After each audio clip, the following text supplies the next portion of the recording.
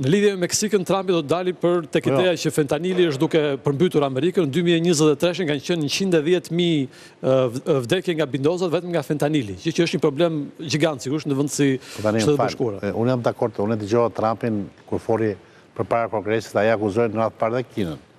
Sepse fentanili nga Kina vjen. Kina prodhuesi numër 1. Atë justifikon kjo, që nëse mund themi që si ta goxha e shpar, nëse sillen keq të vendet baltike me pakisat ruse, Putini së montanjëra sillen fentanilin, bëjmë luftën e fentanilit. Sulmojmë.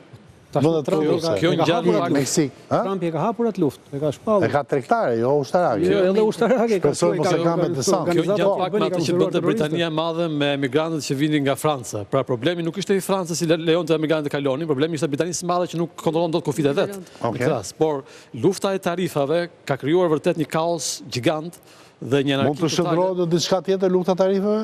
Në hatëmbetje, në qefmbetje mes vendeve mund të shndrohet. Dhe problemet e mëdha ekonomike sigurisht mund të shndrohet, sepse ka provuar një Donald Trump gjatë presidentës së parë ka vendosur tarifat të ngjashme. Dhe statistikat janë kokforta në raste të tilla, deficiti tregtar i Shtetit Bashkuara u rrit me 200 miliardë, nuk u ul në atë rast. Kolumbi?